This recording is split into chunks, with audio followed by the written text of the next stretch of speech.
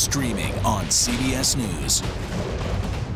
She's the most successful alpine skier, male or female, ever, and a worldwide inspiration. We need a lot of women doing sports really, really well. The story of Michaela Schifrin's game-changing reign at the top of the slopes when we go person to person. The Israel-Hamas war. Stay with CBS News for continuing coverage. CBS News, 60 Minutes, Sunday on CBS. You can't get answers in a tweet on Face the Nation. We try to separate the noise from the news. You need to be able to.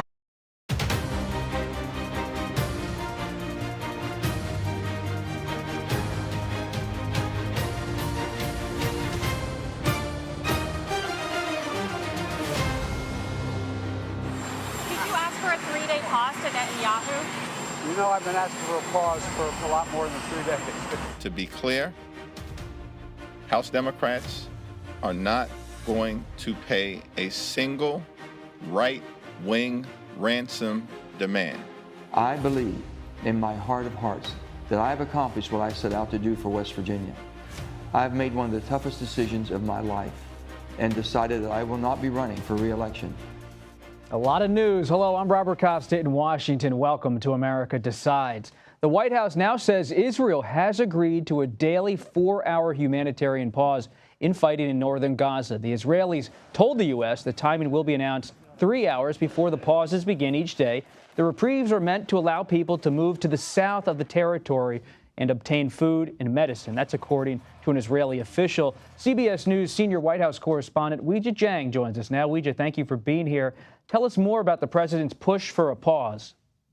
Bob, it's always great to see you. President Biden himself said today that he was very frank about the timing here and said that he wished Prime Minister Netanyahu would have acted a little bit sooner. We know through our reporting that he has been pressing Netanyahu to have more humanitarian pauses. And the wording here really matters because they're very clear to say this is not a ceasefire, which, of course, the international community continues to pressure Israel to do. But instead, this will be every day, a period of 4 hours a day where Israeli military operations will pause so that aid can come in and people can get out. And so the administration is still viewing this as progress, as something substantive, because even though it wasn't for 3 days straight, or as we just heard from the president, even longer than that, it does allow for more time for these this movement to happen, which of course they've been saying is really critical. Weijia, let's listen to what President Biden had to say to reporters about all of this. Did you ask for a 3-day pause to Netanyahu? You know, I've been asking for a pause for a lot more than 3 days. Yes. Did you ask him to pause for 3 days to get the hostages out for that Yes. length of time? I've asked for even a longer pause for some of them. Weijia, you have reported for so long on President Biden. Give us your repertorial assessment of that moment with reporters, a little chuckle, the aside about Netanyahu, Benjamin Netanyahu, the Israeli leader. What do you make of all of it? Robert, this has been very tough for President Biden to try to thread a needle to show that, yes, the U.S. stands staunchly next to Israel and will continue to provide the support, whatever they need to get this done. On the other hand, he is under a lot of fire, not only from people in his own party, especially progressives, but really from the world, as I said before, including most nations in the United Nations that all voted for a ceasefire for humanitarian purposes. Now, to be clear, a ceasefire would be a truce, would be an end to fighting altogether. And the president said very definitively again today he does not support that. So he's trying to thread this needle. He's trying to show the support for Israel, but also show that he is trying to find ways for humanitarian support. He continues to pressure every day Israel to manage civilian casualties and deaths to the best of its ability. And so this is a fine line. And, you know, it's tough to see how it plays out because we don't, of course, know how this is going to end. Final thing here, Weijia, turning to the domestic front. For a moment today, I thought I was seeing footage of Mr. Rogers. We saw the president in an unusual a piece of garb, a red sweater it looked like. Tell us about why he was wearing that particular garment, and he was with union leaders and union members. So what was going on today with President Biden and him really trying to show solidarity with that key constituency? Yeah, we don't see him often in athleisure, but today he was wearing a red T-shirt quite proudly. You see here that a UAW worker gave him because he was there in Illinois to celebrate the reopening of a Stellantis plant after the UAW reached a tentative agreement with big auto manufacturers, and I say tentative because the workers have to still vote on it, but there are no indications that that's not going to happen, and it's just a technical step because this is all part of the president's sell to Americans, that he is doing everything he can to fight for workers, to chip away at the economy, to bring in more jobs. And so this was really important for him, Bob, as you know, not only to talk about the plant, but to gain support of union workers regardless of what industry they are in. So that's why he was there. First he was at the picket line, now he's wearing a T-shirt. And as you know, he has been self-proclaimed the most ardent supporter of unions when it comes to any president. We'll see if all those union members show up for him in 2024. Weijia Jiang, thank you. Thanks. Republican lawmakers are divided as a deadline to avoid a government shutdown looms. They have until next Friday to pass spending bills to keep the government running. But House Speaker Mike Johnson has yet to announce a plan to get this done. He has previously said Republicans do not want to close down the government. CBS News congressional correspondent Nicole Killian joins us. Nicole, thanks for being here. What's the latest on whether the government's going to be shut down or not? Well, I wish I had an answer for you, Bob, but the short answer is we still don't know. Obviously, Speaker Johnson has made clear that he wants to act with urgency here. He spent the better part of the week really conferring with fellow Republican lawmakers on a path forward, whether that is doing some kind of straight CR or continuing resolution that would extend government funding through early next year. But then there's also talk of this potential laddered CR, one in which it would kind of occur more so on a staggered or rolling basis in terms of extending government funding by agency based on some of the appropriations bills that have been passed. I did talk to some House Republicans about which approach they favor. Take a listen. I'm good with both, but I do like the idea of the... If you had to pick one. I'd go with the latter, only because we have some appropriations done. Let's send that over to the Senate. Let's send the CR out on the appropes that we didn't get through, and at least we're making progress, and we're putting more of a sense of urgency to it. Whatever we do, I don't think anybody in the Republican Party truly wants to shut down the government. Now, of course, if it comes to that point, the media is going to blame the Republican Party for shutting down the government, because you do every single damn time the government gets shut down. So, right now there really doesn't seem to be a consensus based on, which Republican you talk to for which approach or strategy to take. I also talked to Minority Leader Hakeem Jeffries earlier today during his weekly press conference and asked him about whether Democrats would be open to considering this idea. He says that it is a non-starter for Democrats. They simply want a clean CR. But as you know, Bob, it's unlikely that Republicans, at least in the House, will take that course of action, so it remains to be seen. Nicole, let's listen to Senator Joe Manchin in his announcement today to not seek re-election. I will not be running for re-election to the United States Senate. But what I will be doing is traveling the country and speaking out to see if there is an interest in creating a movement to mobilize the middle and bring Americans together. Nicole, we're going to get to a little bit more of the political analysis on all of the Manchin fallout later in the show. But what's your reporting on Capitol Hill? He's talking about mobilizing the middle. Do people in the Democratic Party on the Hill believe he's essentially running for president, just hasn't announced?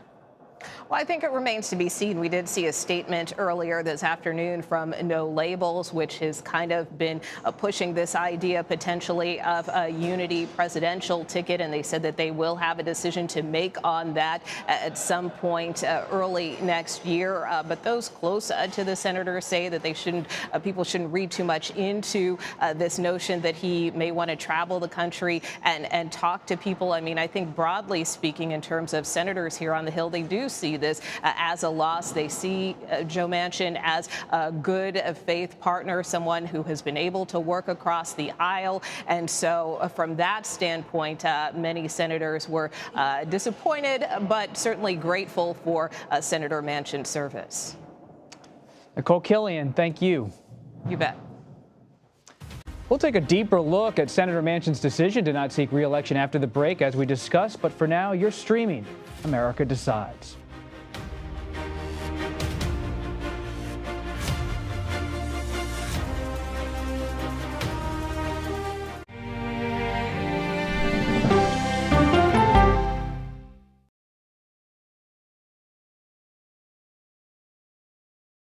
Well, let me start with this.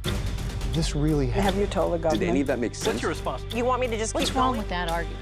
What have you learned? Do you know why? Why? Why? It's time for 60 Minutes, Sunday on CBS. An original documentary from CBS Reports. Since you started La Soup in 2014, do you have any sense as to how much food you've rescued from the landfill? We've rescued 4.5 million pounds. I can't even fathom how much food that is. And that's one little person in one little city in America. We're going to call this chicken piccata. We did 450 of these meals today. This is the exact dish that you and I are going to have. Yep. Oh, really good. Is it good? Mm-hmm. Having a plan of how to keep people fed should be in every single city. So if we eliminated food waste, could we eliminate hunger? Yes. Eating Trash, now streaming on the free CBS News app. An original documentary from CBS Reports. You had a substitute teacher that was pretty popular. What was his reputation? Everyone loved him. You had to miss a test. What did he offer to have you make up the test? He said that I can come by after school was all over and just take the exam. The blinds were down. He closed the door. The next thing I knew, he was right next to me. That's when I realized what was going to happen. Even if I wanted to scream at the top of my lungs, no one would hear me because no one was there. He told me that if I ever said anything to anyone, he would kill me and he would kill my family. So I did it. Pledge of Silence, now streaming on the free CBS News app. He was there when the war in Ukraine started. Extreme history. It's a big moment. The extraordinary story behind Sean Penn's new Paramount Plus documentary, Superpower, when we go person to person.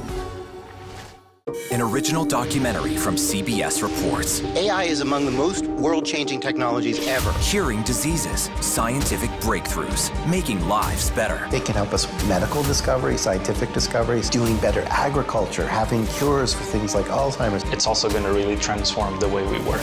The uplifting potential of artificial intelligence is limitless. It gives you a friend, somebody to chat with 24/7 that is non-judgmental. He makes me feel loved and desired. And so are its downfalls. The problem with all this AI is that it's unpredictable and uncontrollable. The choices we make now will have lasting effects for decades, maybe even centuries. The ChatGPT revolution, now streaming on the free CBS News app. Why did you miss the moment? I'm not sure why they missed the moment. It doesn't look like Congress is doing anything. That's the role of Face the Nation, to focus on the issues at hand. That means a civil conversation with perspective.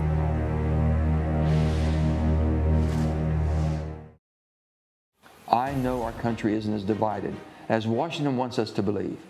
We share common values of family, freedom, democracy, dignity, and a belief that together we can overcome any challenge. Welcome back to America Decides. We are following West Virginia Democratic Senator Joe Manchin's decision to not seek another term. David M. Drucker and Leanne Caldwell joined us now. David is a senior writer at The Dispatch. Leanne is a Washington Post live anchor and co-author of the Early 202 newsletter. Great to have both of you here.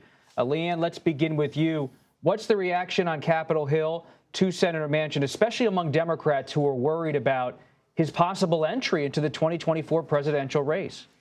Well, Bob, the timing of his video and his announcement happened, as you know the rhythms on Capitol Hill quite well, minutes after the vote, the final vote of the week closed. Senators had already left town, so we haven't gotten a lot of senator reaction yet. But I do know, talking to sources, that Republicans are absolutely thrilled. Republican aides, people who work on campaigns, they think this is absolutely an easy pickup for Republicans. Now, Democrats are beside themselves. They wanted Joe Manchin to run again. They know that Manchin was their best shot at keeping West Virginia, even though it was going to be an uphill battle for him. And it's interesting to see the Democratic Senate campaign operation now starting to talk about maybe Texas as a pickup for them, because West Virginia was key for them to keeping the Senate, and so it really blew things up for Democrats up here. David, let's turn to the implications for the 2024 presidential race. You have covered it so closely. I love your book, In Trump's Shadow. This is happening in the shadow of both President Trump and President Biden. The former president and President Biden could be complicated if they're the nominees by having a late entry by Joe Manchin, whether it's as an independent or as a no labels candidate. How do you see this potentially scrambling the race? Right. So he's been talked about the most in terms of a 2024 campaign as part of a potential unity ticket that the No Labels organization may or may not field. And they put out a statement pretty quick congratulating Joe Manchin for his bipartisan record and talking about what they may or may not be doing. There may be news from No Labels before the week is out in terms of how they plan to handle things going forward. Look, I think that one thing we know is that next year could be extremely volatile in a way that we haven't seen in a long time, with so many unpredictable factors, third-party candidates, other organizations fielding candidates. So it's not just necessarily Biden, Trump, and another, left-leaning candidate or another right-leaning candidate. But we could have multiple presidential candidates. He's obviously RFK Jr., No Labels, the two top of the ticket, Cornel West, somebody else could choose to get in. Biden's being primaried, and we still have a Republican primary going on. So I think that it's very hard to make predictions. What I would say about Joe Manchin running for president is, and I've covered Joe Manchin for years, a very affable politician, a very capable politician, a very interesting guy to cover, often very candid, so it's fun for you and I and everybody else on the Hill. He's 76 years old. We already have a 77-year-old going on 78, and I think Joe Biden's going to be 81 this month. I don't know how fielding another politician in his late 70s gets to the point of why people are so unhappy with the main choices that they have. And that, by the way, is the whole reason No Labels is thinking of fielding a unity ticket, because everybody is so unhappy with this rematch. Leanne, I'd love to get your reporting and assessment on this. David's right. He's 76, is close in age to some of the other contenders, but it's still younger than President Biden, younger than former President Donald Trump. David brought up Cornel West, an independent, left-leaning, independent candidate. RFK Jr., Robert F. Kennedy Jr., also running now as a left-leaning independent. You have Dean Phillips, the Minnesota Democratic congressman, running in the Democratic primary. No Labels, as David said, hovering out there. What are your Democratic sources saying about what they're going to do to try to keep Senator Manchin from jumping in the 2024 presidential race and further complicating everything for President Biden? Well, what they were trying to do is convince him to run for Senate again, and that obviously backfired. I reported a few months ago that there was a lot of tension, actually, between Manchin and Senate Majority Leader Chuck Schumer. Manchin wanted Schumer to spend money in West Virginia to boost Manchin's polls there. Schumer didn't want to spend any money yet while he's defending a whole host of other Senate races until Manchin committed to running again. So they were at a loggerheads. And so despite the fact that most Democrats that I spoke to in the campaign realm and on Capitol Hill were pretty confident that Manchin was going to run for Senate, that obviously didn't happen. What I do know is that there are people who are like-minded, middle-of-the-road, some Democrats, some Republicans, who are in Manchin's ear, including on Capitol Hill, telling him that he should run, that is what the country needs, that that they need something different than this rematch.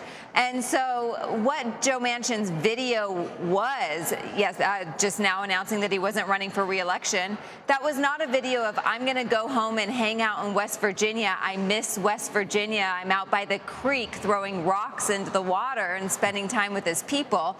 That was a very presidential-looking video with American flags behind him. He was in a very well-appointed suit and tie. Looks like he got a haircut for this video. And so I think that we have something that could really complicate and make very interesting a presidential race that we thought was going to be quite predictable. I'm going to have to be careful, Leanne. Next time I get a haircut, you're going to start thinking I'm thinking about jumping into the presidential race on the CBS News ticket. That's not happening. Your hair's always great. Thank you. Well, thank you. Final thoughts here quickly from David, then Leanne. Senator Joe Manchin, if he runs on a no-label ticket, where could that actually play on the map? Well, no labels plans to play in non-traditional states, not your typical battleground states, some of them. One of the reasons they plan to hold their convention in April of 2024 in Dallas is because Texas is a key battleground on their map. And so you'll see them, if they're able to field a unity ticket with viable candidates that people actually want to vote for. You know, remember, Bob, people don't just vote for the idea of bipartisanship. They vote for ideas and movements and candidates. So let's see who they field. But you can look them to contest states that the traditional candidates don't normally pay attention to. Leanne, any final thoughts? Quickly? No, I think this is just going to be fascinating. I think people are sick of the rematch, and this could really, we'll see if people think that this is going to give Trump the election, but people who are talking to Joe Manchin think that that's not necessarily the case. David M. Drucker and Leanne Caldwell, thank you so much. We've now had 3 Republican debates and more to go. The field, though, is possibly shrinking. Some have already dropped out. But what's changing? What's going to happen? We'll take stock of everything in the 2024 race coming up next. But now you're streaming America Decides.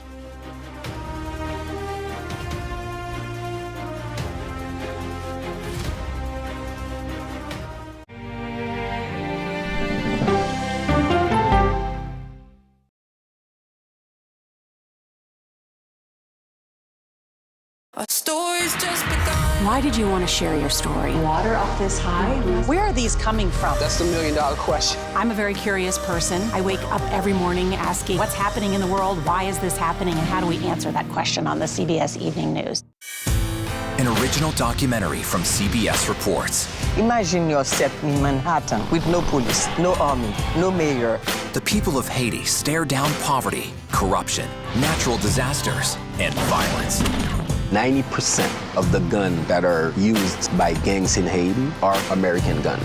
But with an unbreakable spirit and eternal optimism. There are days where I cry, but we can't be discouraged. We still believe in Haiti. They're still able to look ahead with hope. Haiti is on the brink of transformation, a radical shift. Haitians are coming together and saying things must change. Fighting for Haiti, now streaming on the free CBS News app. We aim every night to be factual and fair. That's our goal. An original documentary from CBS Reports. Controversial Congressman George Santos. Why won't you answer our questions? How did he manage to get elected? Thank you very much, and God bless you, and God bless the USA. George Santos' campaign was a campaign of deceit, lies, fabrication. And who is he, really? I knew him as Anthony DeVolder from Queens. Really, who he is, he's a fraud. I compare him to the Tinder swindler. From people who know him, the truth, the facts, the lies. He would say that he was worth $100 million. It's an incredibly cynical episode in American politics, beyond satire. Had you ever seen anything like this? No, and I hope I never see it again. Campaign of Deceit, now streaming on the free CBS News app. Since childhood, she never stopped reaching for the skies. Now she's spent more time in space than any other American. I like being a part of something bigger than me. Peggy Whitson's extraordinary career as a history-making astronaut when we go person to person. Feel the forecast on the CBS Evening News with Nora O'Donnell. I I think I asked direct questions. I don't know that they're tough questions per se. Why aren't you holding yourself to that standard? It doesn't look like Congress is doing anything. What has to happen? That's the role of Face the Nation, to focus on the issues at hand. And that means a civil conversation with perspective.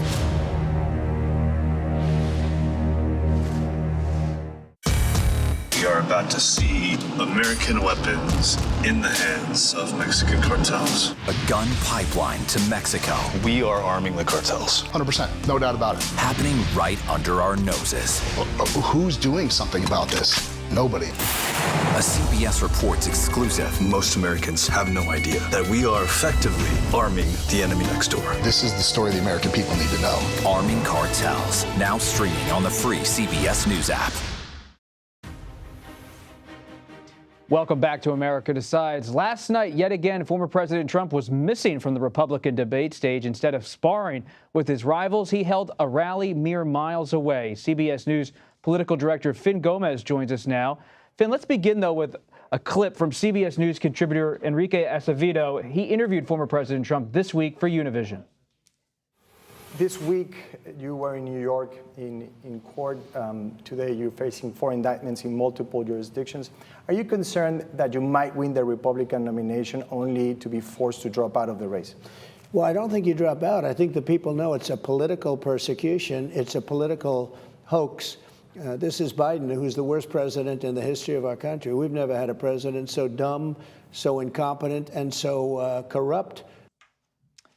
Finn, that's from Univision, the latest conversation with former President Trump. He wasn't on the debate stage. What do you make of his rally that unfolded as the debate took place? Another example of his counter-programming, another example of him and his team believing that he doesn't need to debate the rest of the Republican field because he's so far ahead. And the fact that it was just a few miles away, frankly, 30 minutes away in Hialeah, Florida, it was two things. One, to tweak Ron DeSantis because it's in his backyard. And another thing is that he saw the.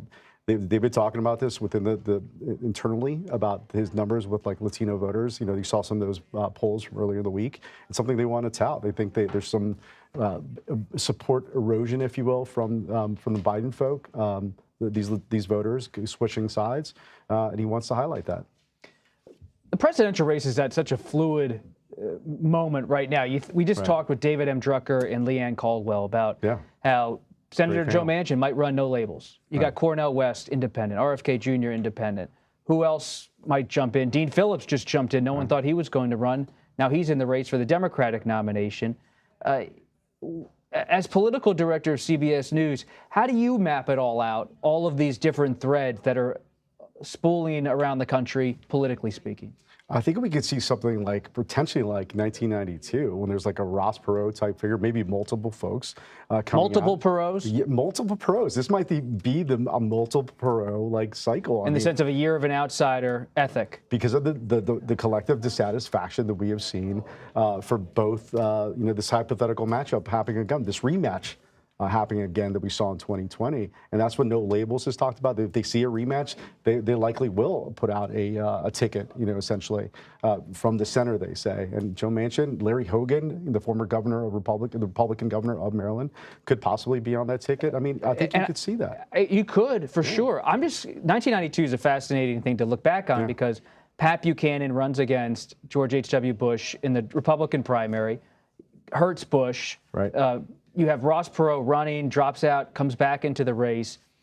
If Joe Manchin gets in, if the West Virginia senator gets in and run, let's say No Labels, as the top of the No Labels ticket, so many Democrats are alarmed today that would pull from President Biden. Mm-hmm. But that's an assumption. And as you know, we've discussed many times here, my motto is assume nothing. Right. And if former President Trump's convicted next year, maybe Manchin provides an option for centrist Republicans who don't love the idea of voting for someone who's facing prison time.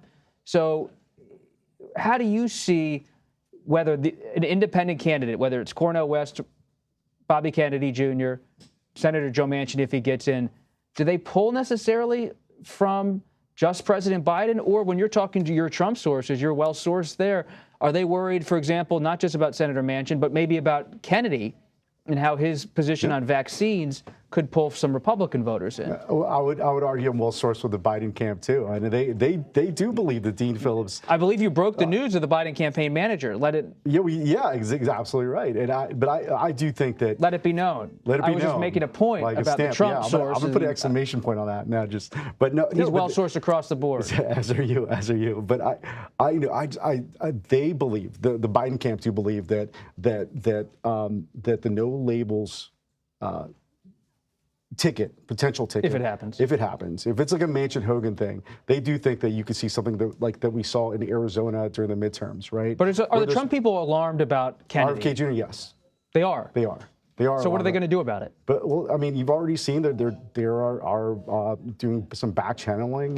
It's kind of this back channeling against a potential RFK Jr. candidacy. You've seen some of that. Some of the Trump supporters on X, on social media platforms, already coming out and criticizing RFK Jr. for some of his statements that he said previously, very like progressive statements that he said. There was a Q poll, Quinnipiac poll that we saw recently that showed that he could pull some support from a potential. From Trump, potentially. And also, but at the same time, if Manchin polls, let's say Manchin, like we're speaking hypothetically here, but if Manchin polls support from Biden, from that center, soft partisans, but also, I mean, we could see multiple Perot's. Right? Multiple Perot's. We'll end it there. Finn Gomez, thank you so much. That does it for today. You can stream America Decides Monday to Thursday at 5 p.m. Eastern. You're streaming CBS News.